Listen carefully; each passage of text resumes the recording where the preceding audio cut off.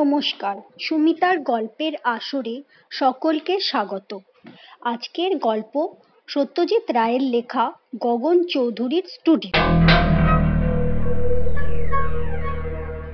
একটা ফ্ল্যাট দিনের বেলা দেখে পছন্দ হলেও সেখানে গিয়ে না থাকা অবধি তার সুবিধে অসুবিধাগুলো ঠিক বোঝা যায় না। সুধীন সরকার এইটাই উপলব্ধি করলো ভবানীপুরের এই ফ্ল্যাটে বসবাস আরম্ভ করে। এই একটা ব্যাপারেই ভাগ্যলক্ষ্মী একটু শুকনো হাসলেন, না হলে তিনি যে সুধীনের প্রতি সবিশেষ প্রসন্না তার নজিরের অভাব নেই। যেমন তার পদোন্নতির ব্যাপারটাই ধরা যাক, সে এখন আপিসের একটি ডিপার্টমেন্টের হেড। ঠিক এত তাড়াতাড়ি মাথায় পৌঁছানোর কথা নয়, হাজার হোক তার বয়সটা তো বেশি নয়। এই আষাঢ়ে 31-এ পড়েছে সে। ডিপার্টমেন্টের কাঁধ অবধি এমনিতেই উঠেছিল সুধীন। মাথায় ছিল নগেন্দ্র কাপুর, যার বয়স 40, যিনি দীর্ঘাঙ্গী, সুপুরুষ, কর্মক্ষম, যিনি ছাই রঙের সাফারি স্যুট পরে অফিসে ঢুকলে সকলের দৃষ্টি চলে যায় তার দিকে। সেই নগেন্দ্র কাপুর যে অকস্মাৎ টালিগঞ্জের গল্ফের মাঠে হৃদযন্ত্রের ক্রিয়া বন্ধ হয়ে শেষ হয়ে যাবেন, সে কি কেউ স্বপ্নেও ভেবেছিল? এই মৃত্যুর পরেই সুধীন দেখল প্রায় প্রাকৃতিক নিয়মের মতোই সে কাপুরের জায়গা অধিকার করে বসেছে। এটা অবশ্যই শুধু কপাল জোরে নয়, সুধীন এই পদের উপযুক্ত নয় এ অপবাদ তাকে কেউ দেবে না। তারপর এই ফ্ল্যাট, সুধীনের বাপ মা তাকে সংসারী করার জন্য উঠে পড়ে লেগেছেন। সময়টাও ভালো, কাজে সুধীনকে বাধ্য হয়েই সে অবস্থার জন্য প্রস্তুত হতে হয়েছে। আগে পার্ক সার্কাসে যে ফ্ল্যাটটা ছিল তার পায়রার খোপের মতো দুখানা ঘরে সংসার করা চলে না। তাছাড়া কাছেই ছিল একটা বিয়ে শাদিতে ভাড়া দেওয়ার বাড়ি। অষ্টপ্রহর গ্রামোফোন রেকর্ডে সানাইয়ের বিকৃত বাঁশফাটা সুরে সুধীনের প্রাণ অতিষ্ঠ হয়ে এসেছিল। দালালের কাছ থেকে খবর পেয়ে সুধীন প্রথম যে ফ্ল্যাটটা দেখতে গেল সেটাই হলো ভবানীপুরের এই ফ্ল্যাট। দোতলার ফ্ল্যাট, 3খানা বেশ বড় বড় ঘর, 2টো বাথরুম, দক্ষিণে বারান্দা, মেঝের মোজাইক, জানালার গ্রিল, ফ্ল্যাটের প্ল্যান সবকিছুতেই সুপরিকল্পনা ও সুরুচির ছাপ। ভাড়া 800। সর্বোপরি বাড়িওয়ালার সঙ্গে কথা বলে তাকে মোটামুটি সজ্জন ব্যক্তি হিসেবেই মনে হয়। সুধীনের আর দ্বিতীয় কোনো ফ্ল্যাট দেখতে হয়নি। 2 সপ্তাহ হলো সে এসেছে এই ফ্ল্যাটে। প্রথম কদিন অত খেয়াল করেনি। তারপর একদিন মাঝরাতে ঘুম ভেঙে দেখলো তার চোখে বাইরে থেকে বিজলি আলো এসে পড়ছে, বেশ উজ্জ্বল আলো। এত রাত্রে আলো আসে কোত্থেকে? সুধীন বিছানা ছেড়ে বাইরের বারান্দায় গিয়ে দাঁড়ালো। সারা পাড়া অন্ধকার, কেবল একটি আলো জ্বলছে রাস্তার উল্টো দিকের প্রাচীন অট্টালিকার 3 তলার একটি ঘরে। খোলা জানালার পর্দার ওপর দিয়ে শটান এসে বারান্দা পেরিয়ে ঢুকেছে সুধীনের ঘরে। শুধু ঘরে নয়, একেবারে সুধীনের বিছানায়। বালিশ উল্টো দিকে ঘুরিয়ে শুলেও সে আলো পড়বে সুধীনের মুখে। এ তো বড় জ্বালাতন। ঘর অন্ধকার না হলে মানুষ ঘুমোয় কি করে? অন্তত সুধীন সেটা পারে না। এটা কি রোজই হবে নাকি? আরো 1 সপ্তাহ দেখার পর সুধীন বুঝলো এ নিয়মের কোনো ব্যতিক্রম নেই। 12টার কিছু আগে থেকেই আলোটা জ্বলে এবং জ্বলে থাকে ভোর অবধি। অথচ নিজের ঘরের দক্ষিণের জানলা বন্ধ করে শোয়ায় সুধীনের ঘোর আপত্তি। কার না হয়? কলকাতায় ওই একটা জিনিসের অনেক দাম, দক্ষিণের জানালা। বিশেষ করে তার সামনে যদি অন্য কোনো বাড়ি না থাকে, সেটাও এই ফ্ল্যাটের একটা লোভনীয় দিক। জানলার সামনে রাস্তার ওপরে হলো ওই পুরনো বনেদি বাড়িটার সংলগ্ন বাগান, যেখানে অদূর ভবিষ্যতে নতুন দালান ওঠার কোনো সম্ভাবনা নেই। বাড়িটা কোনো এককালীন জমিদারের, সেটা বোঝাই যায়। সংস্কার হয়নি বহুদিন, লোকজনও বিশেষ থাকে বলে মনে হয় না। ওই 3 তলার ঘর ছাড়া কোনো অজ্ঞাত কারণে ওই ঘরের বাসিন্দা সারা রাত বাতি জ্বালিয়ে রাখেন। 1 তলার ফ্ল্যাটে ফ্যামিলি নিয়ে থাকেন সোমেশ্বর নাগ। সুধীনের মাস 4 আগে ইনি এসেছেন এই ফ্ল্যাটে। বছর 55 বয়স, বেঙ্গল ক্লাবের মেম্বার। সন্ধ্যাটা তিনি ক্লাবেই কাটান। এক শনিবার বিকেলে বাড়ির গেটে তার সঙ্গে দেখা হওয়ায় সুধীন তার সঙ্গে কিঞ্চিত বাক্যালাপের লোভ সামলাতে পারল না। আমাদের উল্টো দিকের বাড়িটা কাদের বলুন তো? চৌধুরী। কেন, কি ব্যাপার? না মানে বাড়িতে তো বিশেষ কেউ থাকে বলে মনে হয় না, অথচ 3 তলার একটা ঘরে সারা রাত বাতি জ্বলে। সেটা লক্ষ্য করেছেন? না, তা তো করিনি। আপনাদের ঘরে আসে না আলো? সেটা তো সম্ভব নয়। ওদের ছাদের পাঁচিলটা সামনে পড়ে তো, আমরা তো ঘরটাই দেখতে পাই না। খুব বেঁচে গেছেন। আমার তো রাত্রে ঘুমই হয় না ওই আলোর জন্য। Very strange. শুনেছি তো ওই অত বড় বাড়িতে একটি কি দুটি মাত্র প্রাণী থাকে। মালিক হলেন গগন চৌধুরী, তাকে বড় একটা দেখা টেকা যায় না। আমি তো এসে অব্দি দেখিনি, তবে আছেন বলে জানি। বয়স হয়েছে বোধহয়। শুনেছি এককালে ছবি টবি আঁকতেন। আপনি এক কাজ করুন না, ভদ্রলোককে গিয়ে সোজাসুজি বলুন, অন্তত ওর নিজের ঘরের জানলাটা তো বন্ধ করে দিতে পারেন। এতটুকু কনসিডারেশন হবে না প্রতিবেশীর জন্য? এ কাজটা অবশ্যই করা যায়, যদিও সহজ নয়। অনুরোধ করলেও সেটা যে গ্রাহ্য হবে এমন কোনো গ্যারান্টি নেই। রাত্রে কি ঘটনা ঘটে ওই গগন চৌধুরীর ঘরে? সুদিন বুঝতে পারল আলোর জন্য ব্যাঘাতের প্রশ্নটা বড় ঠিকই, কিন্তু ওই প্রাচীন অট্টালিকার ওই ঘরে কি ঘটছে সেটা জানার আগ্রহ কম নয়। তার বন্ধু মহিম রেসের মাঠে যাতায়াত করে। তার একটি বড় বাইনোকুলার আছে, সেটা দিয়ে দেখলে কিছু জানা যাবে কি? বাইনোকুলারের দরকার এই জন্যই যে ঘরটা নেহাত কাছে নয়, চৌধুরীদের বাড়িটা ঠিক রাস্তার উপরে নয়। পাঁচিল পেরিয়ে সামনে বেশ খানিকটা জায়গা আছে, সেটা বাগানেরই অংশ। এই দূরত্বের পরেও আরো দূরত্ব আছে, কারণ তিনতলার ঘরটা ছাদের খানিকটা অংশ পেরিয়ে। মহিমের বাইনোকুলারে জানলাটা চলে এলো অনেকখানি কাছে, কিন্তু পর্দার ওপর দিয়ে দেয়ালের খানিকটা অংশ বিশেষ কিছু দেখা গেল না।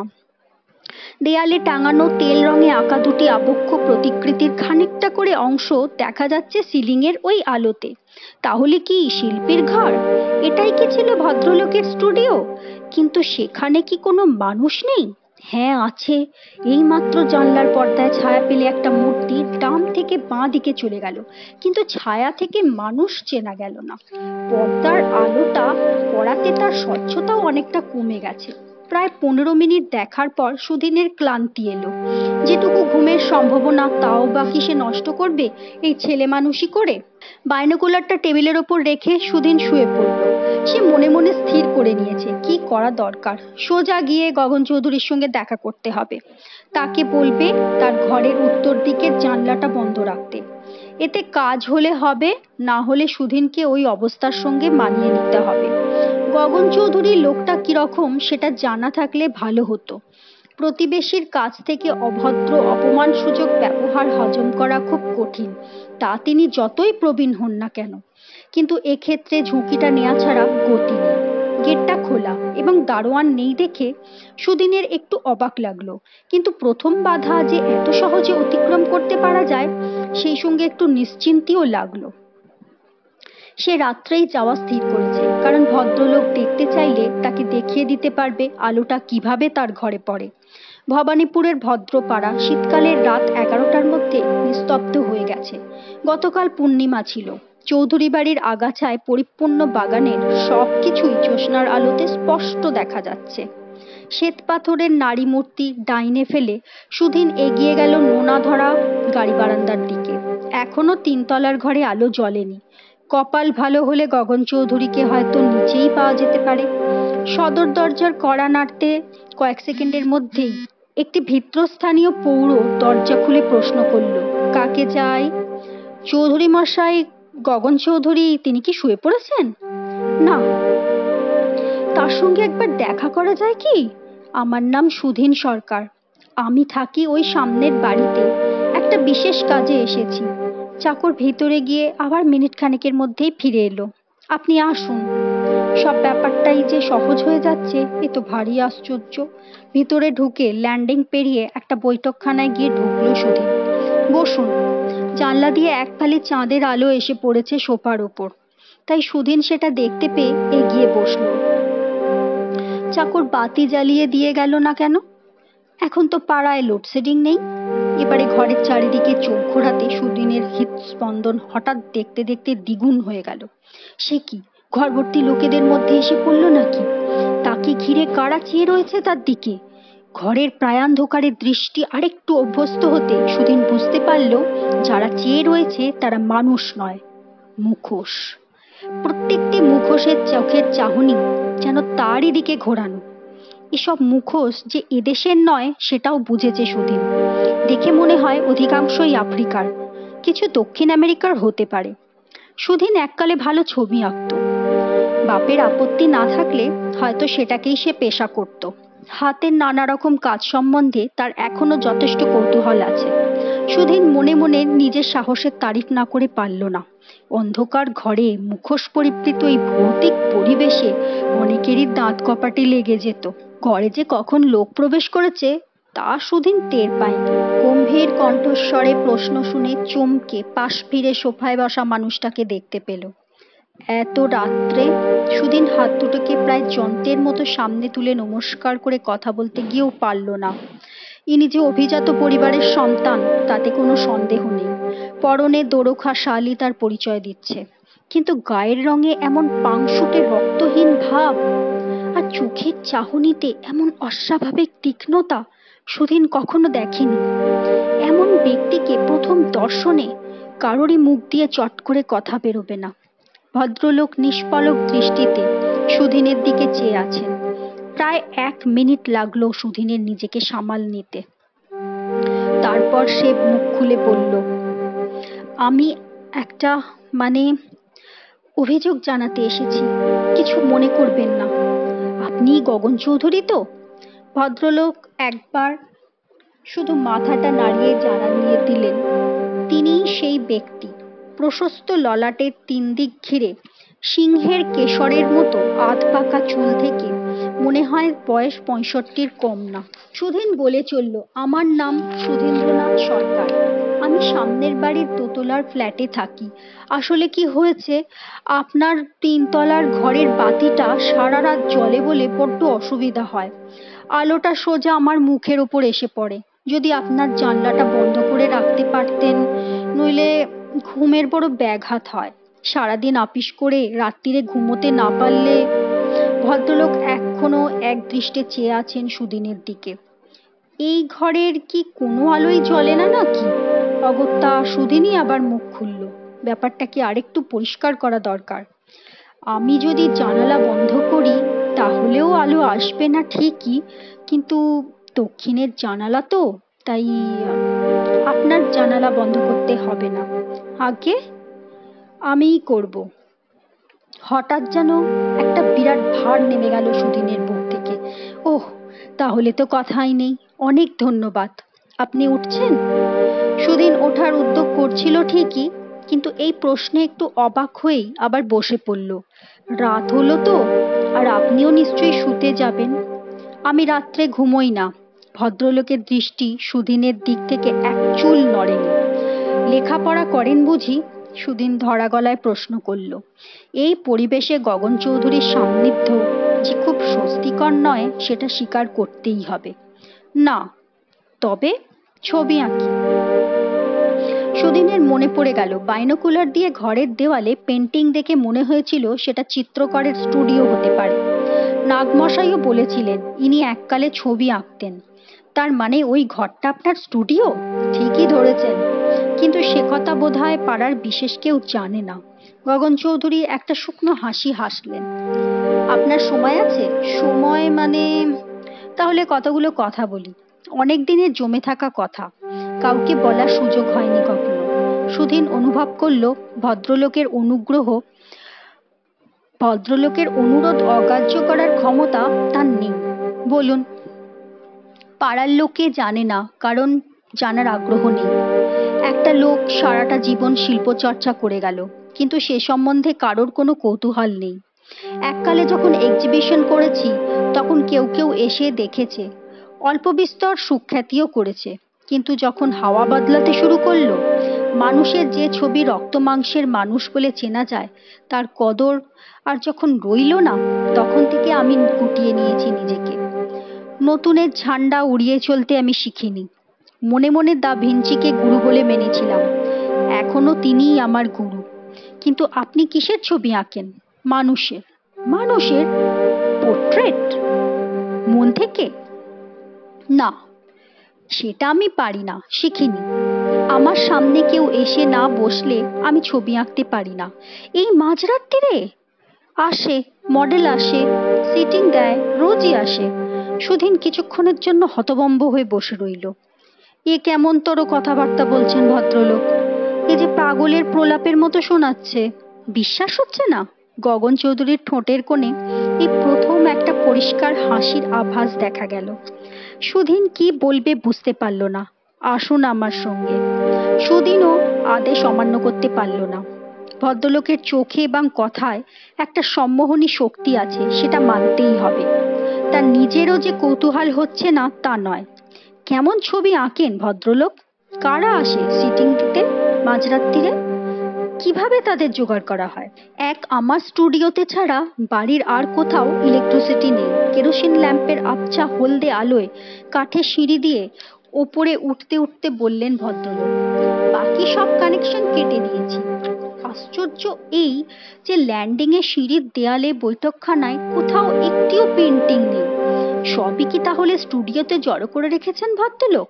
তিনতলায় উঠে বাঁয়ে ঘুরেই সামনে একটা দরজা। সেই ঘরে সুধীনকে নিয়ে ঢুকে দরজা আবার বন্ধ করে দিয়ে বাঁয়ে দেয়ালে একটা সুইচ টিপতে উজ্জ্বল আলোতে ঘরটা ভরে গেল। এটাই যে স্টুডিও সেটা আর বলে দিতে হয় না। আঁকার সব সরঞ্জামই রয়েছে এখানে। ঘরের এক কোণে পাশে আলোর ঠিক নিচে ইজেলে একটা সাদা ক্যানভাস খাটানো রয়েছে। তাতে নতুন ছবি শুরু হবে সেটা বোঝাই যাচ্ছে। সরঞ্জামের বাইরে যেটা আছে সেটা হলো দেয়ালে টাঙানো এবং মেঝেতে ডাই করে রাখা পোর্ট্রেট।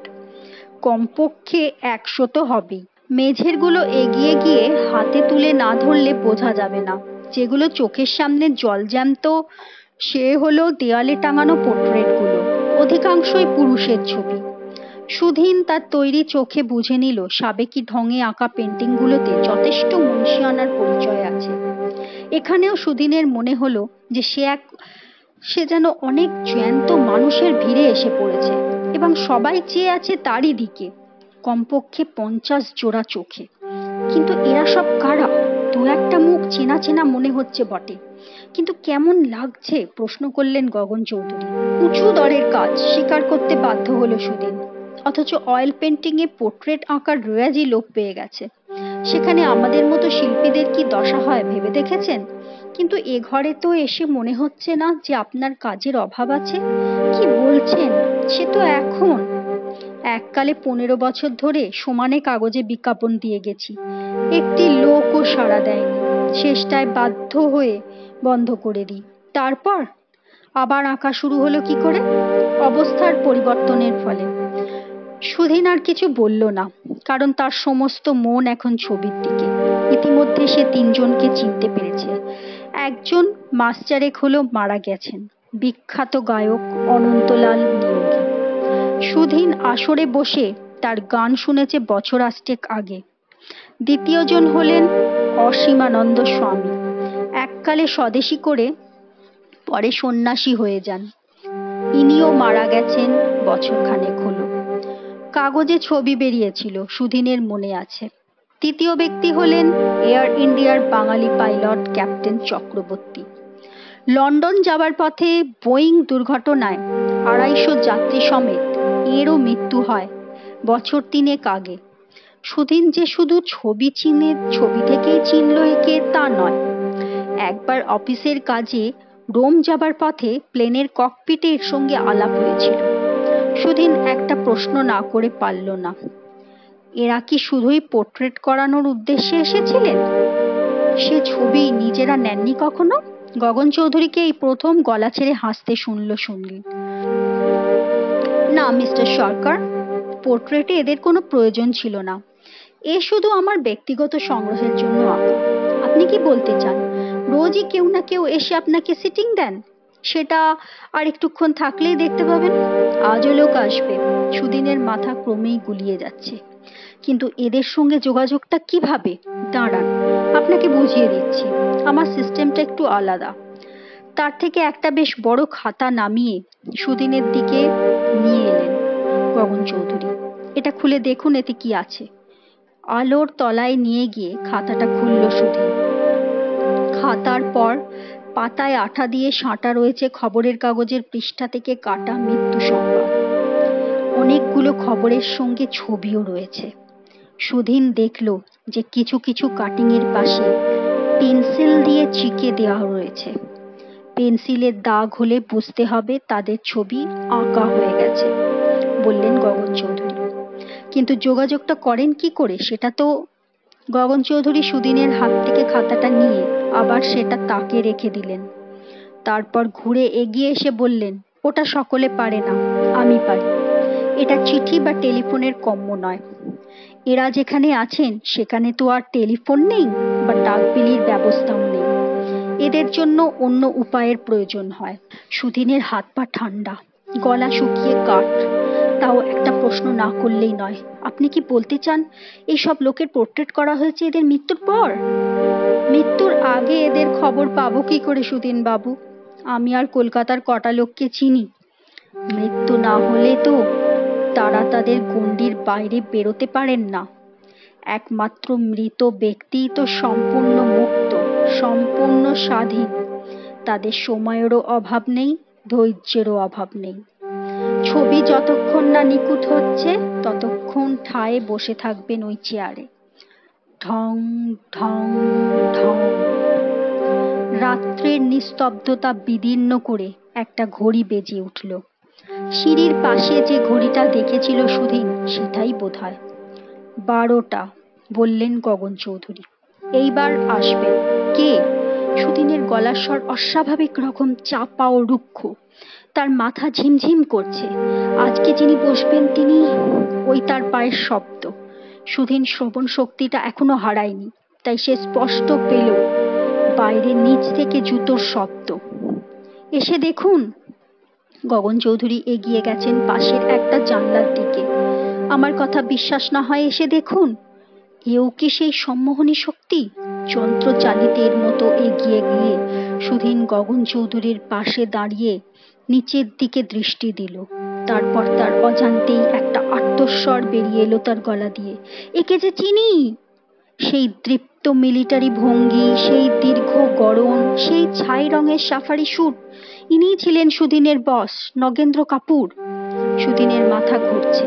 টাল সামলানোর জন্য সে ইজেলটাকে জাপটে ধরে ফেলল। সিঁড়ি দিয়ে পায়ের আওয়াজ ওপরে উঠছে। কাঠের সিঁড়িতে জুতোর ক্রমবর্ধমান শব্দে সমস্ত বাড়ি গমগম করছে। এবার আওয়াজ থামল। নৈঃশব্দের মধ্যে গগন চৌধুরী মুখ খুললেন আবার। যোগ স্থাপনের কথা জিজ্ঞেস করছিলেন না সুধীন বাবু? ভেরি সিম্পল, এইভাবে হাতছানি দিলেই চলে আসে। সুধীন বিস্ফারিত চোখে দেখল দোরখা শালের ভিতর থেকে গগন চৌধুরীর ডান হাতটা পেরিয়ে সামনে প্রসারিত। সে হাতে মাংস চামড়া কিছুই নেই, খালি হাড়। যে হাতে টাকা সে হাতেই আঁকা। সংজ্ঞা হারাবার আগের মুহূর্তে সুধীন শুনল স্টুডিওর বন্ধ দরজার বাইরে থেকে টোকা পড়ছে। খট খট খট খট খট খট। দাদাবাবু, দাদাবাবু। এক ঝটকায় ঘুমটা ভেঙে গিয়ে দিনের আলোয় সুধীনকে আবার তখনই চোখটা কুঁচকে বন্ধ করে নিতে হলো। বাপরে, কি ভয়ঙ্কর স্বপ্ন! দরজা খুলুন দাদাবাবু। চাকর অধীরের গলা। দাঁড়া 1 মিনিট। সুদিন বিছানা ছেড়ে এগিয়ে গিয়ে দরজার ছিটকিনি খুলে দিল। অধীরের মুখে গভীর উদ্বেগ। আপনি এত বেলা অবধি? জানি ঘুমটা একটু বেশি হয়ে গেছে। এত হই হল্লা বাড়ির সামনে, কিছুই টের পেলেন না? হই হল্লা? চৌধুরী বাড়ির বড়বাবু যে মারা গেলেন কাল রাত্রিরে। গগন বাবু। 84 বছর বয়স হয়েছিল। ভুগছিলেন তো অনেক দিন। ঘরে বাতি জ্বালা থাকতো, রাত্রিরে দেখেননি? তুই জানতিস ওর অসুখ? জানবো না? ওনার চাকর ভগীরথ, তার সঙ্গে তো দেখা হয় রোজ বাজারে। বোঝো। সমাপ্ত।